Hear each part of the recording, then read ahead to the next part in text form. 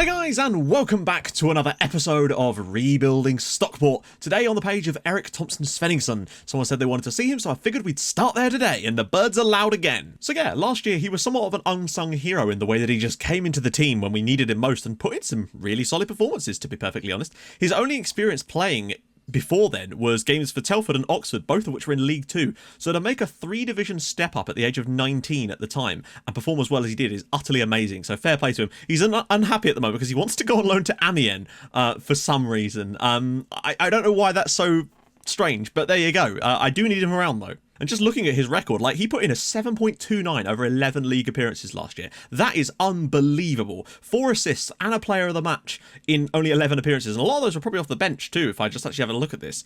In the league, 5 starts and 6 substitute appearances, and he got 4 assists for us last year. That is an outrageous record, if I'm perfectly honest. I'm super pleased for him. In the Cup as well, he was pretty damn solid there too. Continental competitions. You know, he made a fair amount of appearances. 12 starts and 9 off the bench last year. Fair play to my son, Erik Thomsen Svenningsson. Now, so to speak, it is the morning after the night before. The episode in drag just went up last night, so I've been looking at the comments of that this morning. And most of you seem to enjoy that episode quite a lot. And the rest probably just been a little bit uncomfortable about how something so beautiful could be on the screen for so long, making them feel things that they didn't know they could feel. This is where things start to get a bit weird, says Matt after sitting in drag for 4 minutes. Jonas Svenningsson dressed in drag has inspired Hollywood writers to come up with a sequel to The Danish Girl. This one, that's probably one of my favourite comments of all time. Never let it be said that I'm not a man of my word. You aren't. You're a woman of your word. Hey.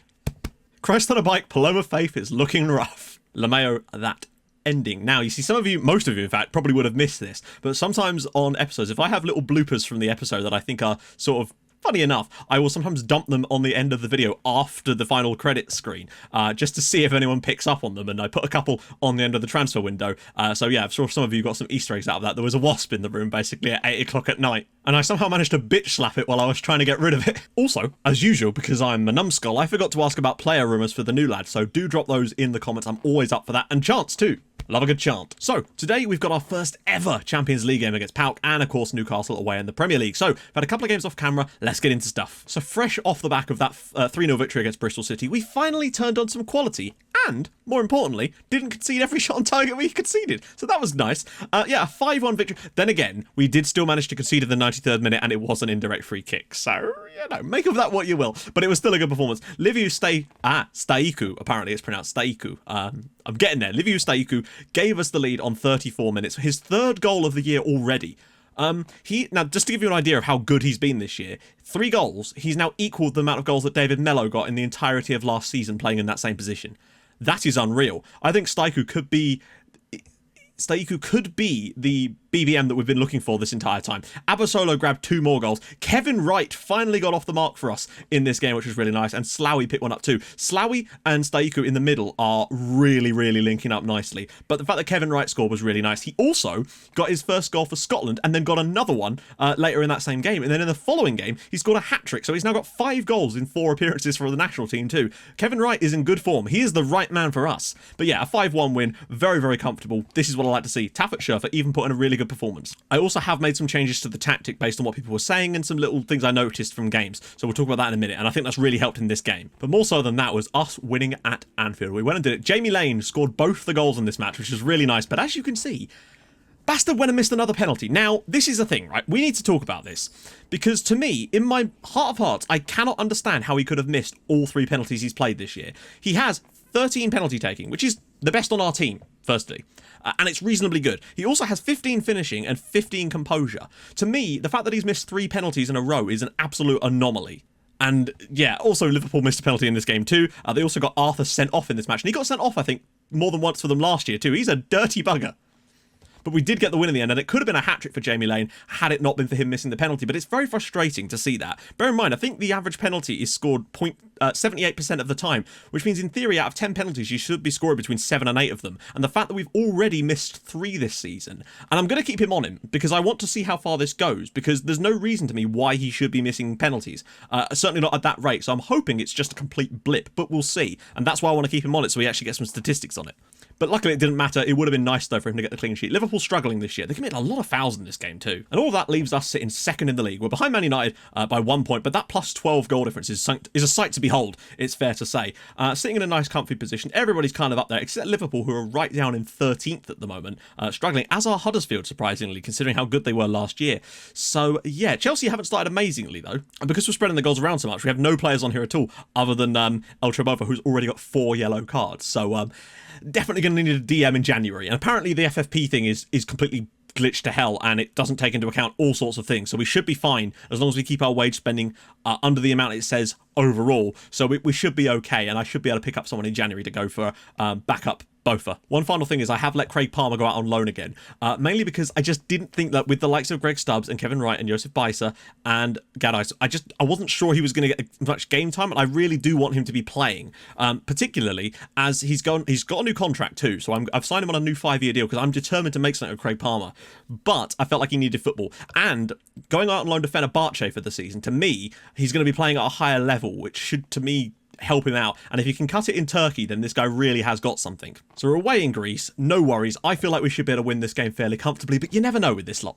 So unfortunately, players still a little bit knackered at the moment. It's a bit of a shame, but we're going to have to deal with it at the moment. So some changes around. I wanted to play a full strength team against Liverpool because I felt that was a more important game than this one, because I felt like we could get away with playing a slightly weakened side against this lot. Although, for the most part, we're probably going to be okay. Slawi might have to drop out, though. So, right up top, Lane, Abasolo, Staiku, Mello in that spot with Bofa in there instead, Martinez, the guard dog, Roussel, and, of course, Dimitrov. Still a very, very strong team, though. That's what I like to see. Dimitrov's unhappy because he wants a new deal, but I don't really want to offer him one because we've got Bednar and we've got ETS sitting behind. So if Dimitrov did want to go, I wouldn't be opposed to it. Now, the changes I've made. Your first thing you'll notice is that Bofa is now a ball-winning midfielder. A lot of people said he's better to that role and it might help the team a bit, so we've moved him up, and I think I kind of agree. The other change I've made is Abasolo has gone back to being a winger on attack like he was when we had Liam Miller there, because I realised that the reason I did that stuff before was to facilitate Pedro. And I realised that now that Jamie Lane is more like Liam Miller, we should go back to what we were doing before, and I think that's worked a treat. I'm going to put Negoita in today. Apparently it's Negoita. Yeah, so I'm going to try with the Romanian name. So we're going to bring him in instead, and also bring someone else onto the bench if we can.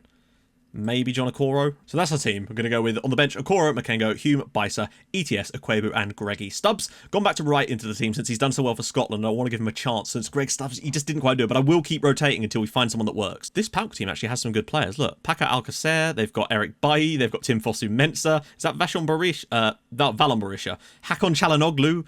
This is a quite a stacked PAOK team, if I'm honest. I also think that, oh, they're playing 4-4. Brilliant. That's annoying. We can just change some stuff around. One thing I haven't done, perhaps as much as I should, is switch to attacking in games where we're playing against, like in the Leicester and West Ham games, we never actually moved off of positive because I was afraid of getting caught out, and I think it prevented us from scoring as many goals as we maybe should have done, and then we got caught out anyway. So yeah, there's that. And oh, it's already in. 23 seconds on the clock, and Ander Abasolo has scored another goal. Someone said he's the kind of player that has no amazing stats, but he's so solid across the board that he just seems to be able to do things. Now, of course, this is pure luck. Really nice play inside the box, though. A bit fortunate here. Oh, my God. They cleared it against Jamie Lane twice, and it ricochets through to Abasolo. That's just pure bad luck on PAOK's part. Oh, he's found Abasolo again. He scored another one. 16 minutes on the clock, and Ander Abasolo has grabbed 2 more goals. He's our top scorer this year with 6. I think having him back on attacking has really turned on the afterburn. This is a wonderful piece of play from David Mello, though. This is Slawi. Oh, wow. Outside of the left foot. Full volley from, wow, dreadful goalkeeping. 2-0 up here in Greece. And is he doing it? I thought he was doing that. Lane takes it short for Dimitrov. Ball across. Abasolo nearly has another one. Dimitrov. Oh, my lord. Right. That was too fair. That was unfortunate. Abasolo. Ball in against Staiku! And he scored another one. Liviu Staiku has scored 4 goals this season already. He just gets into positions that he to me, is the box-to-box midfielder we've been missing, and I didn't even really sign him with that intention. He just gets into... Look at that, great run. And Abasolo now has 2 goals and an assist in the first half. What a season Ander's having. Here he comes. And Abasolo... Right! Puts it in the bottom corner. 4-0 in the first half here in Greece. Kevin Wright makes the front post run, and Abasolo gets his second... My God. This is great, though. The way that Abasolo just hangs there. Now that he's on attack, he's getting further forward and making these runs in behind the fullback. Lovely first touch. Whips it across. Kevin Wright gets across there. Second goal of the season for him. Kevin Wright seems to have finally found a bit of form now for both club and country. Lovely. Staiku is probably one of the most knackered players we've got at the moment, so I'm actually tempted to get John Hume on for the second half because we're going to win the match now. Abasolo out on the left-hand side here. Still a bit skew with... Oh, Kevin Wright can turn. Oh, what a that was really nice play from Kevin Wright, though. I know he didn't make the finish in the end, but the actual turn was fantastic. Well, that's just silly, isn't it, John? There's no need for that. John Hume's sent off for us. I mean, it's not a big deal. We'll just move Mello into the middle. It's just annoying as we've just made our subs, but what can you do? That should do it, I think. I think we're about to be done. Okoro might go for it himself. Oh, unless Dimitrov can whip one last ball in, perhaps. Does it? Okoro? No, that should do it, surely. Mello goes for the crossbar, and that's surely going to be it. There we go, full time. Pauk 0, Stockport 4, wrapped up in the first half. Abasolo, 2 goals, 2 assists. Kevin Wright, a goal and an assist. Good performances all round, except John Hume. John Hume, bad boy. Right then, we're back. Chelsea beat Leicester 2-0. Man United beat Leeds United 4-0. So, just get past the FA Cup there. So the league is looking a bit stretched. We need to try and keep up with Man United, basically. They are the informed team at the moment. They look very likely that they could potentially win the league this season. It's back to them being amazing, but it's going to be tough. Now, apparently Newcastle looking like they're going to play a 4-4-2 as well, which means I might go for hit early crosses from the beginning, because that's what I did against Liverpool, and it worked with the hit early crosses, because we learned that from the final, and it seemed to work quite nicely against Pauk as well. So I think against 4-4-2s, the way that I've finally sort of started figuring out is early crosses seem to work quite nicely, particularly with our new attacking winger, but also really pressing them harder. But I won't do that from the off. We'll go with it hitting early crosses from the off, and we'll see where we kind of go from there. It's nice figuring these things out. It gives us more of a plan. So Bednar can come back in, Sloughy can come back in. Both is only one booking away from a suspension, but we haven't got much choice here. He's just a very useful player. So on the bench, I'm going to go with Pirot, Makengo, Mello, Bisa, ETS, Aquebo, and Stubbs. Bisa is now happy to stay. He's changed his mind a little bit, so he might be a useful option, although he is still wanted by someone, interestingly. Southampton, Stoke, and Kievo. If a big comes in for Josef Bisa, I will let him go, because he's worth the money at the moment, and that's a real area where we could definitely earn some cash back, which we can then reinvest, you know? Right, so the one change we're going to make before we even start is to hit early crosses. It just seems to work nicely against 4-4-2s. In my head, I can't quite figure out why exactly, because I haven't actually taken the time to try and look. But if anyone knows straight off the top of their head, do let me know why early crosses seems to work better against 4-4-2 teams. We are away from home, so that could be a factor. And remember, Newcastle are a bit of a bogey team for us. Last year, we had that weird spell of games against them when everything was kind of going wrong, and we just seemed to concede off of every shot against them and just get screwed by them, basically. But we'll see. Get to about 30 minutes, we can have a look at things. Oh, it's flicked over. I think it was Bofa's header that goes just wide. We've had the shots, though. Actually, no. Leave the defensive line the same width and just engage a bit higher. There'll be a bit more of a gap, but we've got enough of there's more transition points in our team, whereas we've not got lines of players. We've got players, you know, as defensive midfield. There's all different players in different positions, and we are going to press a bit more. I don't want to go get stuck in per se, but we are going to try and press them a bit higher up. Actually losing a bit of possession. We might need to go to actually conserve a bit of possession ourselves rather than trying to win it off them aggressively. Staku, here we go. Oh, he's gone all the way through himself, and what a save from Holdsworth. He's got that about his game. I love it. Lane. Oh, it's straight in. There you go. We lead at St James's Park. Jamie Lane, his 4th goal of the season, 2 of which have been free kicks, I think. He's even better at free kicks than Pedro. We've just upgraded, and he's right-footed too. This is a lovely, lovely free kick. Look at that, bottom corner. Holdsworth should be keeping that out, but he doesn't. It's 1-0 at St James's Park, and now I think we maybe can, at half-time, potentially move over to trying to just keep a little bit more of the ball, but we'll see. Oh, hello. Abasolo's through again. Great save from Holdsworth. Okay, we're looking slightly more aggressive now. I'm all right with this. Sloughy, look at the space for Bednar. Just needs to get the ball out of his feet and find a cross. Oh, wow. Just getting a bit overly complicated there, perhaps. Bergvin. Portillo, watch out. God, watch that ball. Dolberg, no! Got caught on the break. We overcomplicated things for seemingly no reason. They caught us on the break. Players got dragged out of position, and we've been equalised again. I mean, no one to blame but themselves here. Like, we should have just dealt with this much sooner. The moment they get dragged across here, everybody's running towards Portillo, and nobody marks up Casper Dolberg. And yeah, it's a good finish from Dolberg. He's just an absolute bogey player for us. No matter what we do, he just finds chances and scores. You don't like to see that, but... oh my god. That's exactly the same as the one in the Europa League final. Sorry, I am celebrating. It's just, that's guard dog. I think that might be... yes, that's his first ever goal for the club, but the goalkeeper just seems to go underneath the ball here. Actually, no, I tell a lie. The goalkeeper was blocked off by his own defender there, and there you go. Guard dog scores. 2-1. The game is finally poised. We're still on top, but we do need to be careful here. Because, again, Dolberg is just so good at getting into those positions. Right, it's a bit more like it. Pushing further up here. Abasolo. He's got right inside. Kevin Wright goes round one. Oh, good chance for Kevin Wright. That really should have been a goal. Those are the sort of situations that we have a striker for. And he's missed his chance there. Lane. Oh no, actually, he managed to somehow win us a throw there too. And there we go, full time at St James's Park. A tight one, in all honesty. It could have gone either way. Jamie Lane and Guard Dog's goals. Casper Dolberg equalised, but yeah, we got the win that we needed. We actually managed to beat Newcastle, and to me that says a lot about our title credentials this year.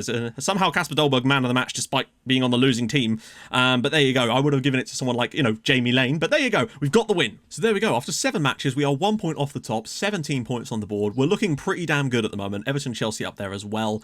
Yeah, things are looking pretty solid. We've won a few games in a row now, still conceding more goals than I would like, considering the number of opportunities we're actually giving our opponents, but at least we're actually scoring some goals now, even if it does have to be from set pieces sometimes when we're just not quite clicking. So, next episode, we've got a couple of games off camera. Well, we've got West Ham and then Spurs off camera, and then we'll come back for Porto, but we're also going to do Ajax with Ipswich and Arsenal off camera in between, because I feel like a double live com with some games off camera is just what the ticket is needed right now. So yeah, that's going to be fun. That'll be Regen Sunday as well, so there's some of that in there too. Anyway, if you've enjoyed this episode, and I hope you have, we've actually won 5 in a row in all competitions now, still unbeaten in all comps this year, which is actually pretty nice. But yeah, drop a like on the video, that'd be awesome, and if you're new to the channel, hit that subscribe button, and I'll see you guys in the next episode for a home to Porto is crucial, and away at Ajax. These are 2 massive games in the Champions League. PAOK you can kind of expect us to win, but those are the ones that decide whether we go through or not. I'll see you guys soon. Thanks so much for watching. Bye bye.